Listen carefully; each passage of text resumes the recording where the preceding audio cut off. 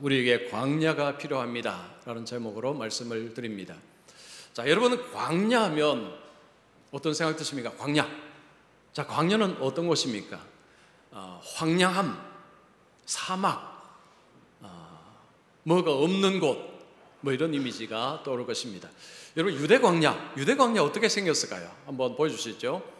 자, 이렇게 유대 광야입니다. 여러분, 저곳에서 걷기 한번 하라, 걷기 운동하라 하면 여러분 하시겠습니까?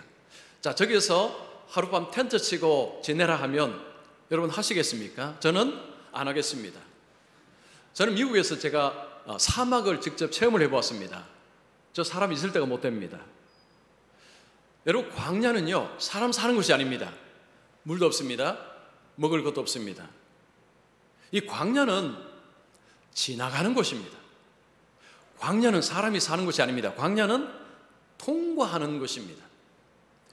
우리가 살아가면서 이런 광야를 여러분 만날까요?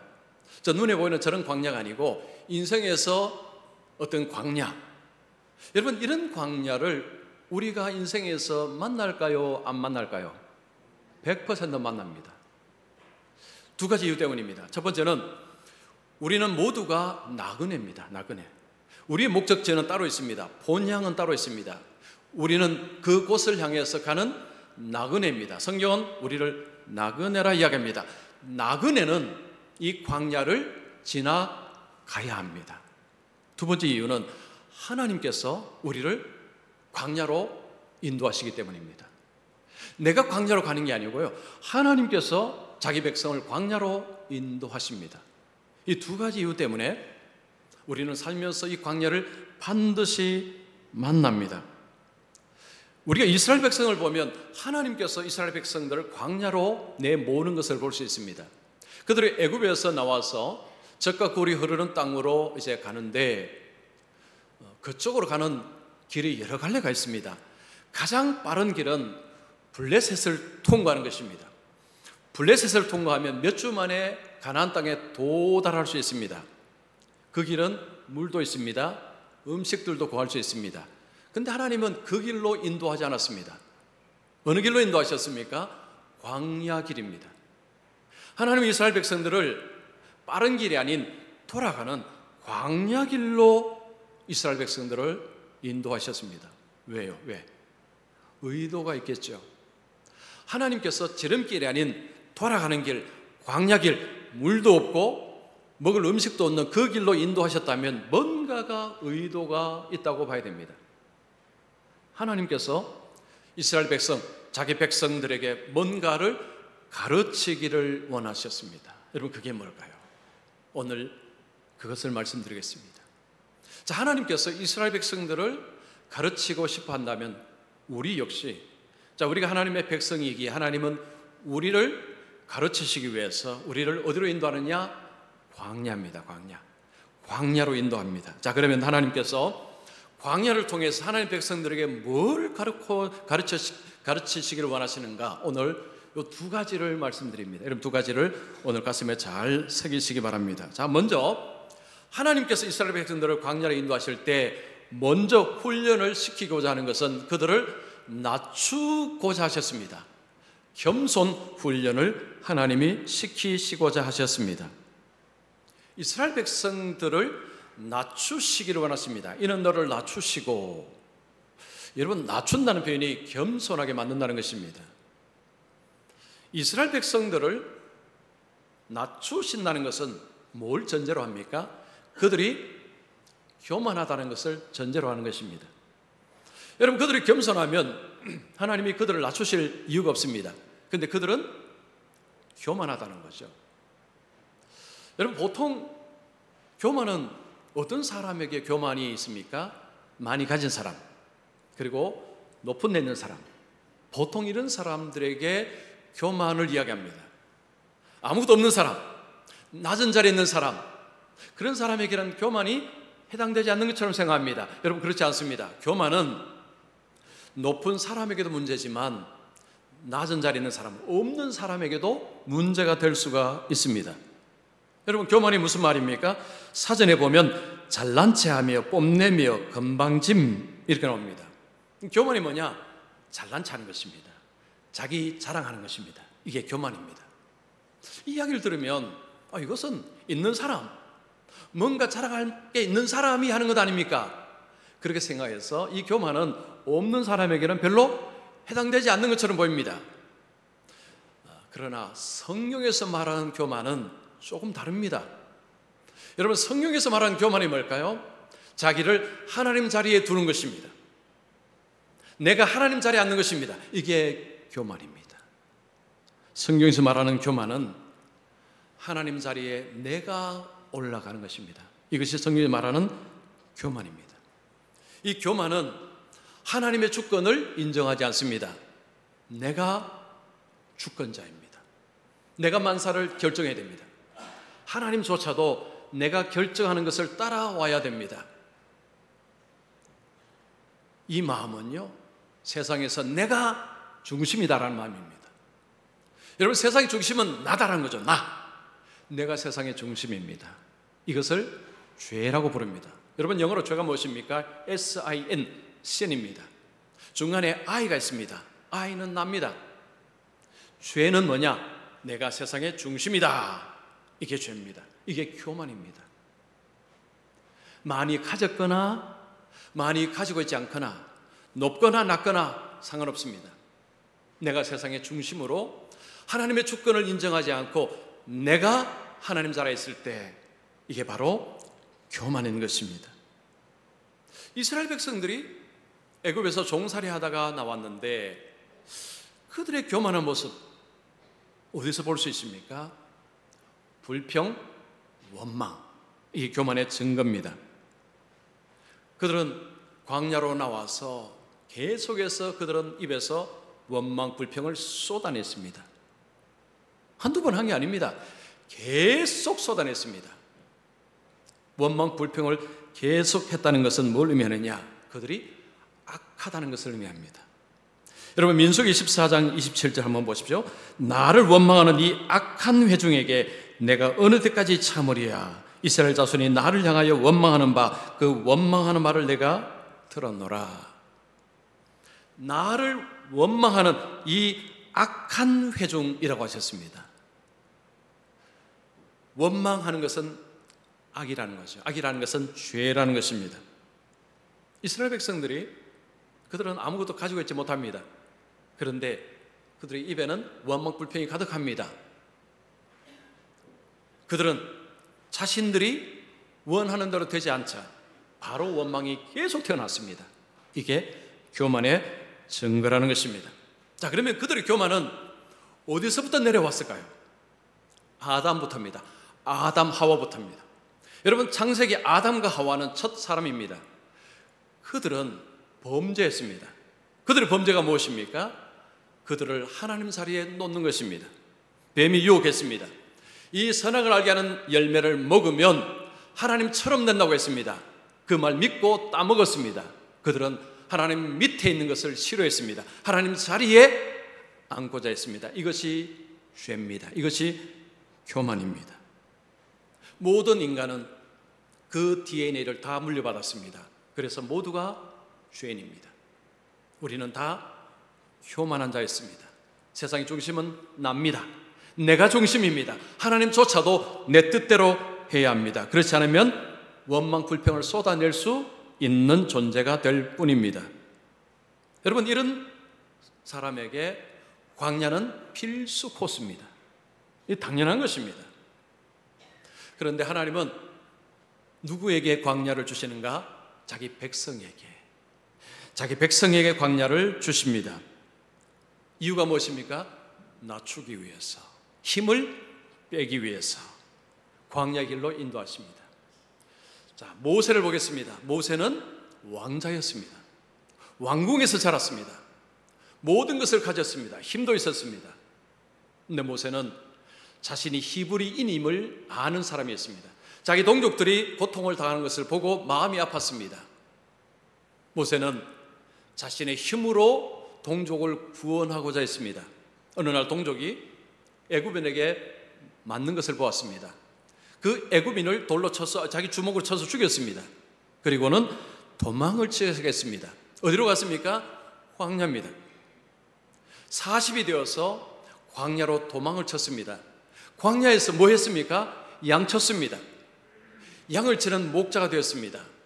왕자가 하루아침에 양 치는 목자가 되어버린 것입니다. 여러분 같으면 어떤 마음이 들겠습니까?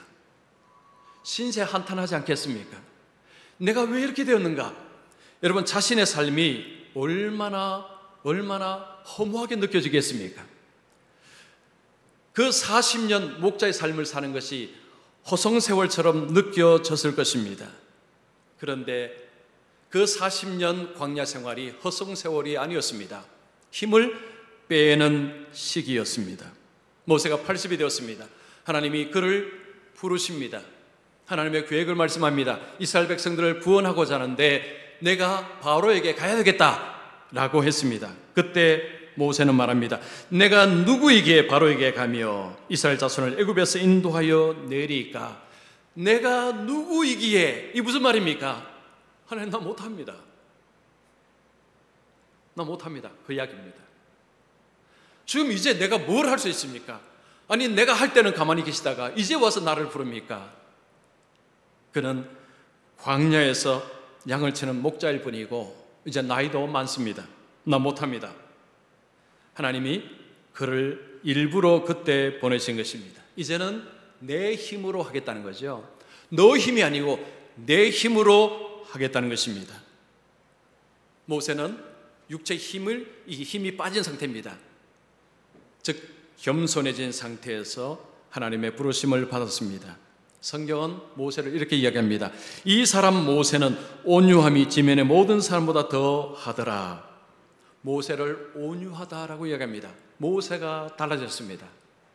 모세가 변했습니다. 모세가 이스라엘 백성들을 인도할 때에 모세는 한결같이 온유했습니다. 나중에 모세가 화를 한번 낸 적은 있지만 모세의 삶을 보면요, 일관되게 온유했습니다. 그래서 하나님이 그를 끝까지 쓰셨습니다. 광야는 훈련받는 곳입니다. 여러분, 광야는 훈련받는 곳입니다. 모세가 광야에서 훈련받았다면 여러분과 저는 훈련받아야 마땅하지 않겠습니까? 우리도 당연히 광야길을 걸어가야 합니다. 여러분, 아마 이미 이 광야길을 걸어오신 분도 계실 것이고 지금 그 광야길을 걸어가는 분도 계실 것이고 아니면 앞으로 장차 광야길을 걸어가실 분도 계실 것입니다. 하나님은 자기 백성을 광야로 인도하는 분이기 때문에 우리가 하나님의 백성이라면 우리는 광야길을 반드시 가야 합니다. 자, 그러면 우리의 삶 속에 이 광야라는 것은 뭐 어떤 것을 의미할까요? 어떤 사람은 인생 자체가 광야길이라 이렇게 말하기도 합니다. 뭐 그렇게도 말할 수 있지만 근데 조금 더 세부적으로 말하면 광야는 핍절된 곳입니다. 여러 가지로 부족한 환경입니다. 그리고 이 광야는요, 짧지 않습니다. 깁니다. 이스라엘 광야가 40년이고 모세 광야가 40년입니다. 우리 삶에 부족하고 힘들고 핍절된 좀 긴 기간, 이게 광야입니다. 예를 들어 볼까요? 여러분, 중한 질병으로 이제 수술을 받고 긴 투병 생활을 해나갑니다. 이게 광야입니다. 어떤 일에 승승장구하다가 여러분이 실패했습니다. 어려움이 길게 갑니다. 이게 광야입니다. 자녀가 속을 오랫동안 썩입니다. 이게 광야입니다. 광야는 짧게 지나가는 어려움이 아닙니다. 좀 길게 우리의 삶을 힘들게 하는 이것이 광야입니다. 이 광야에서 하나님 우리의 힘을 빼라는 거죠. 힘을 빼기를 원하십니다. 이스라엘 백성들이 유대 광야를 통과하기 위해서 어떤 사람이 이제 내가 저 광야를 통과해야 되겠다라고 생각하면요, 두 가지가 꼭 필요하답니다. 첫 번째는 낙타가 필요하고 두 번째는 가이드, 안내자가 필요하답니다.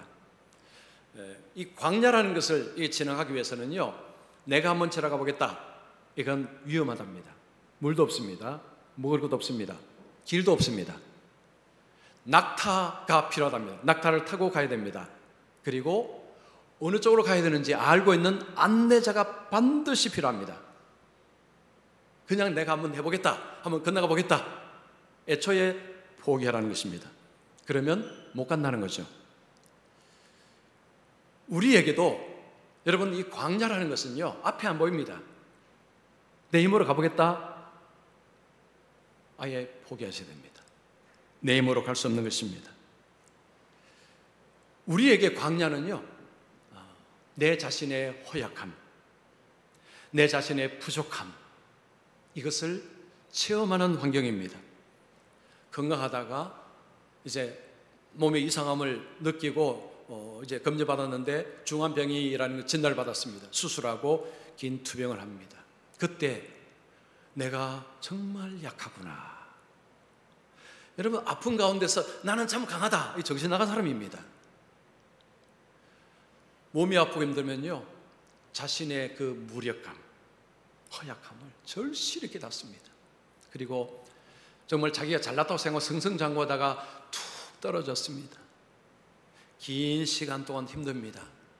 내가 똑똑한 줄 알았는데 알고 보니까 참 멍청하구나 깨닫는 시간입니다. 자녀들이 막 힘들게 합니다. 내가 참 잘 못 키웠구나. 내가 참 나는 한다고 했는데 내가 참 이렇게 부족하구나. 여러분, 이 광야는요, 우리 자신이 얼마나 무력한지, 얼마나 허약한지, 내가 얼마나 문제가 많은지를 깨닫는 시간입니다. 그래서 하나님을 찾아야 합니다. 그러면 여러분, 광야 때 모든 사람이 하나님을 찾을까요? 아닙니다. 그렇지 않습니다. 어떤 사람은 광야에 더 교만합니다. 그 상황에서도 끊임없이 자기 생각을 붙듭니다. 내가 말이야, 이렇게 하면 저렇게 하면, 내가 저렇게 하면 저렇게 하면 내가 어떻게 할 것이다. 끊임없이 자기 생각을 믿고 자기 붙드는 사람들이 있습니다. 그분들은 광야에서 배우는 것이 없습니다. 계속 교만할 뿐입니다. 하나님의 주권을 인정하지 않고 하나님께서 내 길을 인도하시기를 원하지 않을 때 그냥 내가 해보겠다 하면 그 길은 망하는 길입니다. 여러분, 교만의 결국은 패망입니다. 자, 우리 잠언 15장 18절 말씀, 16장 18절 말씀입니다. 우리 같이 읽습니다. 시작.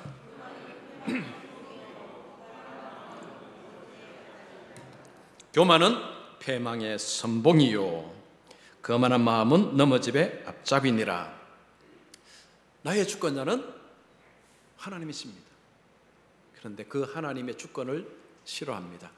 내가 주권자로서 하나님도 내가 원하는 것을 해줘야 될 존재로 여기고 원망하고 불평합니다. 그 길은 패망입니다. 멸망의 길로 가는 것입니다. 여러분, 혹시 광야에 있다면 뭘 해야 됩니까? 힘 빼십시오. 겸손하십시오. 자기를 낮추십시오. 이것이 하나님이 여러분들에게 원하시는 것입니다. 자기를 낮추어야 하나님을 찾습니다. 여러분, 하나님을 찾아야 하나님의 인도하심을 받을 수 있습니다. 그 하나님을 따라가야 광야를 통과하고 목적지에 도달할 수 있습니다. 저는 우리 성도님들이 광야를 잘 통과하시기를 축원합니다. 힘을 빼십시오. 겸손하십시오. 그러면 잘 통과할 수 있습니다. 자, 두 번째는 하나님께서 이스라엘 백성들을 광야로 인도하시면서 그들에게 순종 훈련을 시키시기를 원하셨습니다. 너를 시험하사 내 마음이 어떠한지 그 명령을 지키는지 지키지 않는지 알려 하심이라. 하나님께서 이스라엘 백성들을 광야로 인도하시면서 그들의 마음이 어떤지를 하나님은 확인하고 싶다는 것입니다. 그 마음이 하나님을 향해 있는지 다른 데로 향해 있는지 하나님께 순종하는 마음인지 아닌지를 하나님은 알고 싶다는 것입니다. 그래서 광야는 마음이 어떤지 드러나는 장소입니다. 그러면서 더불어서 훈련받는 장소입니다. 순종에 대한 훈련이 있는 장소입니다. 이스라엘 백성들은 광야에서 불평 원망하며 불순종을 택했습니다. 정탐꾼 12명 보냈습니다. 10명이 와서 부정적으로 보고합니다. 저 땅에는 거인이 살고 있습니다. 우리는 들어가면 다 죽습니다. 그리고 불순종을 선택했습니다. 그래서 그들은 가나안 땅에 못 들어갔습니다. 히브리서 3장 18절 보십시오. 하나님이 누구에게 맹세하사 그의 안식에 들어오지 못하리라 하셨느냐? 곧 순종하지 아니하던 자들에게가 아니냐? 이 말씀은 구약의 이스라엘 백성들을 지칭하는 것입니다. 그들이 왜 적과 꿀이 흐르는 땅에 못 갔느냐? 불순종을 선택했기에 그들이 못 갔다는 것입니다. 여러분, 우리는요, 순종을 좋아하느냐? 별로 안 좋아합니다. 여러분, 순종 좋아하십니까? 좋아한다는 분은 물론 계실지 모르겠지만 그분은 다시 한번 제가 만나봐야 될 것 같습니다. 우리는요, 순종 별로 안 좋아합니다. 왜 안 좋아할까요? 순종한다는 것은 일단 내 생각을 접어야 됩니다. 내 권리도 접어야 됩니다. 근데 이게 쉬우냐? 어렵습니다. 내 생각 접고 내 권리 접는 거 이거 쉽지 않습니다. 우리가 하나님께 순종할 때 어떤 이미지가 옵니까? 내가 하는 것 이제는 못한다. 내가 하기 싫은 것 해야 된다. 이 이미지가 딱 들어옵니다. 하고 싶은 것은 못하고 하기 싫은 거 해야 되고 누가 순종하겠습니까? 우리가 하나님께 순종하면요, 이런 이미지가 딱 들어옵니다. 그래서 순종하면 이게 마음이 안 가는 것입니다. 우리가 하나님의 말씀을 들으면 내가 가는 길을 가지 말라고 하십니다. 그리고 다른 길을 가라고 하십니다. 이게 뭡니까? 회개입니다. 회개. 여러분, 회개는요, 가는 길을 멈추고 다른 길로 가는 것입니다. 하나님이 인도하시는 길로 가는 것입니다. 이게 회개입니다. 그래서 회개를 한다는 것은 이제는 하나님 앞에 순종하는 자로 살겠습니다 라는 것이 회개입니다. 여러분, 회개한 사람은 순종의 모드로 삶이 이렇게 바뀝니다. 회개는 크게 두 가지로 나눕니다. 첫 번째는 예수를 믿을 때 하는 회개입니다.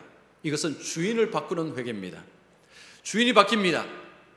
내가 주인이 아니라 하나님이 주인이십니다. 주님이 나의 주인이십니다. 이게 첫 번째 회개입니다. 두 번째는 이제 예수 믿고 살아갑니다. 그런데 여전히 불순종합니다. 그 불순종에 대해서 하나님 앞에 회개하고 돌아서고 다시 주님이 인도하시는 삶을 사는 방향 수정, 이것도 회개입니다.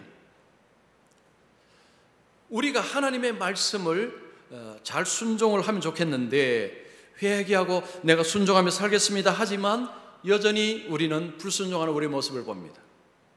이게 저와 여러분의 모습입니다. 여러분, 이 순종을 어떻게 하면 순종할 수 있을까요? 결심을 한 100번 하면 이제 앞으로 순종해야지 한 100번 하면 할 수 있을까요? 못합니다. 여러분, 주일날 말씀 들으면서 마음속에 내가 이번 주에 이렇게 살아야지 하지만 여러분, 교회 문만 나가면요 바로 마음이 바뀌어버립니다. 이전의 삶의 스타일대로 살아갑니다. 이게 우리의 모습입니다. 사람은 결심한다고 절대 바뀌지 않습니다. 결심한다고 바뀌는 것이 아니고 마음을 바꿔야 행동이 바뀝니다. 여러분, 마음은 옆에 그냥 뒷주머니에 달아두고요, 그냥 결심만 입으로 아무나 해보십시오. 절대 바뀌지 않습니다. 마음을 바꿔야 행동이 바뀝니다. 자, 오늘 말씀 보시면 너를 시험하사 내 마음이 어떠한지 그 명령을 지키는지 지키지 않는지, 이 말씀 보시면요, 마음이 그 다음에 행동으로, 그 표현이죠. 마음을 바꿔야 행동이 바뀐다. 바로 이 말씀입니다. 마음에 뭐가 있느냐에 따라서 삶이 달라지는 것입니다. 그래서 내가 뭔가를 결심하기 전에 뭘 바꿔야 됩니까? 마음 바꿔야 됩니다. 마음. 내 마음을 들여다보고 내 마음을 잡는 것이 먼저 필요합니다. 자, 그러면 우리가 하나님께 순종하는 자가 되기 위해서 마음을 어떻게 바꿔야 됩니까? 예수님께서 제자들에게 그 방법을 말씀하셨습니다. 나의 계명을 지키는 자라야 나를 사랑하는 자니. 예수님께서 제자들에게 나의 계명을 지키는 자는 나를 사랑한다고 하셨습니다. 이거 바꾸면 어떻게 됩니까? 나를 사랑하는 자가 나의 계명을 지킨다는 것입니다. 우리가 예수님을 사랑하지 아니하면 순종은요, 어거지 순종입니다. 임시적인 순종일 뿐입니다. 그 순종은 오래 못 갑니다. 그러니까 사랑을 할 때 이 순종이 진짜 백이라는 것입니다. 하나님께서 이스라엘 백성들을 광야에서 이끌어내시고 시내산에서 언약식을 맺었습니다. 그들에게 십계명 주셨습니다. 율법 주셨습니다. 그리고 하나님께서 그들에게 이 말씀 주셨습니다. 너는 마음을 다하고 뜻을 다하고 힘을 다하여 너희 하나님 여호와를 사랑하라. 율법 주시고요, 그 다음에 하신 명령이 힘을 다하고 뜻을 다하고 마음을 다하여 하나님을 사랑하라고 하셨습니다. 왜 이렇게 말씀하셨을까요? 이 율법은, 십계명은 하나님을 사랑해야 이게 지켜진다는 것입니다. 사랑하지 않으면 이게 안 된다는 이야기죠. 요한계시록 2장에 보면 예수님이 에베소 교회를 책망합니다. 회개하라고 이야기합니다. 돌아서라는 거죠. 그러면서 그들에게 뭘 요구하는가를 보겠습니다. 자, 우리 같이 2장 4절 5절 우리 같이 읽겠습니다. 시작.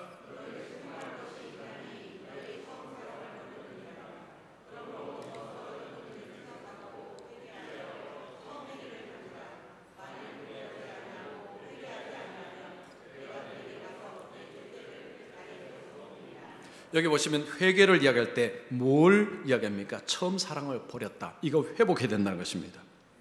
회개는 돌아서는 것입니다. 근데 돌아서는 게 결심으로 되느냐? 이게 안 된다는 거죠. 예수님을 사랑하는 그 사랑의 마음을 회복하는 것이 먼저라는 것입니다. 사람들은 수도 없이 결심합니다. 연초되면 결심하고요, 결심하면 작심삼일. 사람은 결심대로 못 삽니다. 우리 신앙생활을요, 이제는 내가 이렇게 살아야지, 그건 오늘뿐입니다. 세상 나가면요, 과거 습관대로 살아갑니다. 그게 우리의 모습입니다. 우리가 하나님을 사랑하지 않고서도 순종은 가능합니다. 무서웠어. 벌 받을까 무서웠어. 순종을 할 수 있지만 여러분, 그 순종은요, 임시 방편일 뿐입니다. 자녀가 어릴 때는 부모의 말에 순종하다가 좀 크면 순종 잘 안 하죠. 왜 그럴까요? 이제는 힘이 생겼다는 거죠. 아빠 손 들면 딱 잡을 수 있는 힘이 생기면요, 그때부터 달라집니다.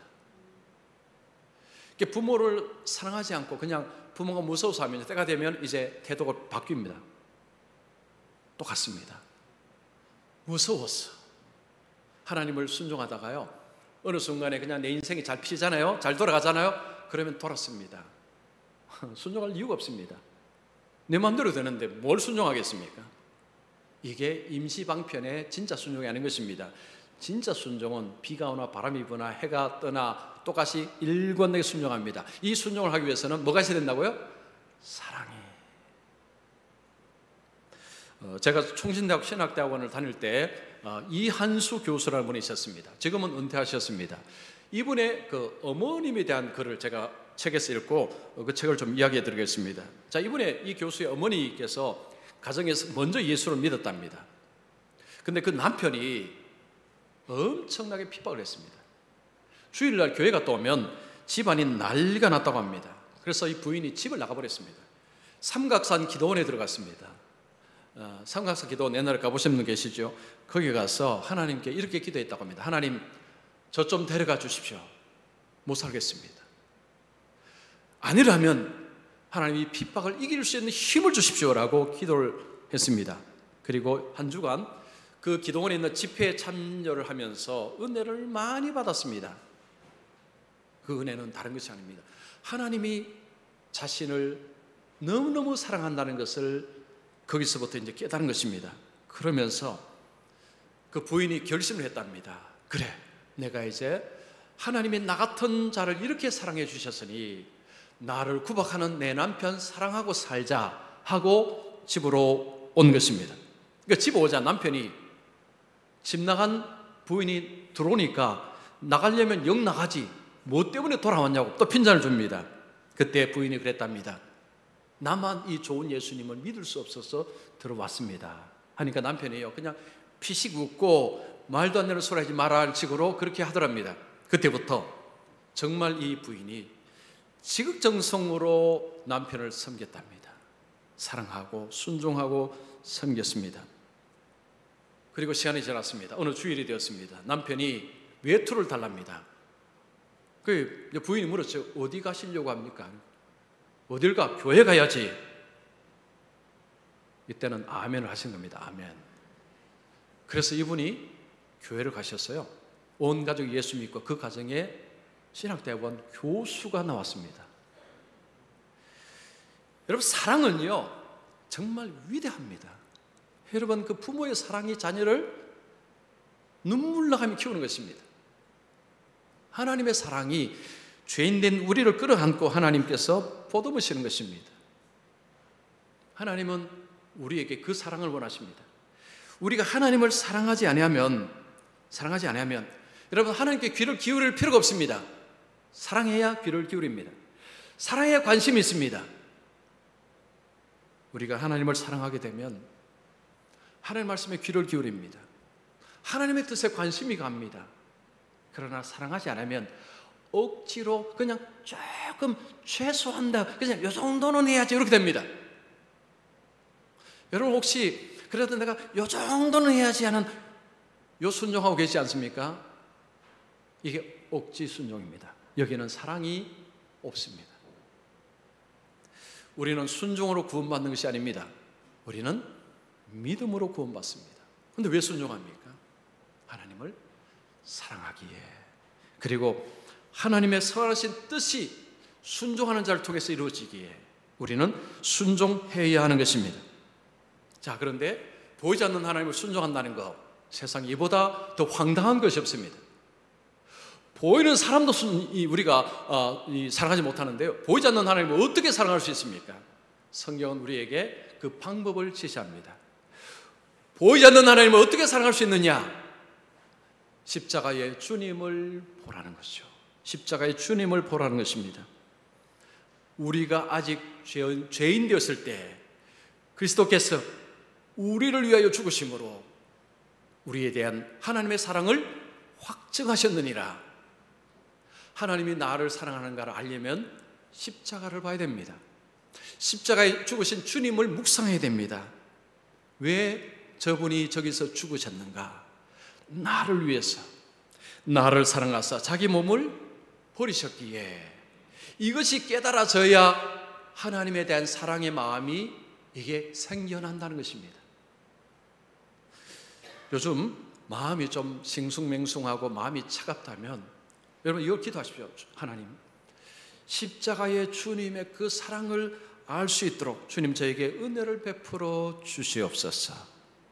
요즘 좀 마음이 냉랭하신 분, 자기 아시죠? 자기 요즘 내 마음이 주일날 와도 별로 은혜도 안 되고 예배 드려도 그게 그거고, 이분은 이 기도부터 하셔야 됩니다. 꼭 하십시오.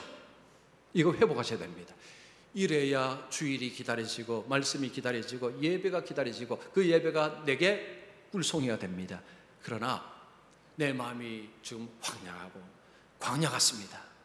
뭐 들어도 그 소리가 그 소리고 그 소리가 이 소리고 막 그게 그거고 그냥 좋은 소리지, 이거밖에 안 됩니다. 그러나 내 마음이, 우리가 하나님을 향한 이 사랑의 마음이 있으면 이게 달라집니다. 이게 듣는 귀가 달라집니다. 다르게 듣습니다.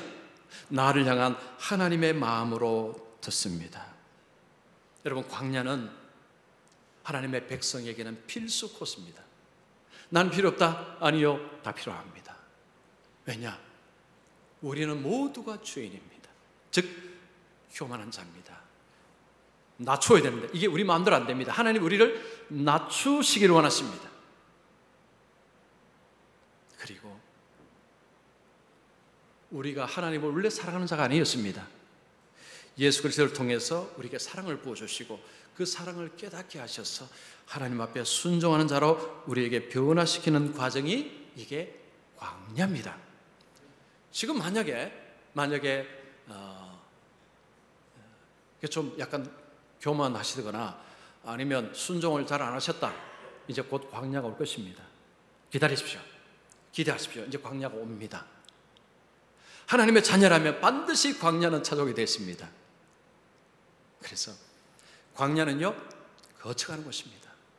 광야는 머물러 사는 것이 아닙니다. 여러분, 잘 통과하기 위해서는 오늘 두 가지 필요합니다. 첫 번째 뭐라고요? 첫 번째 겸손, 두 번째 순종.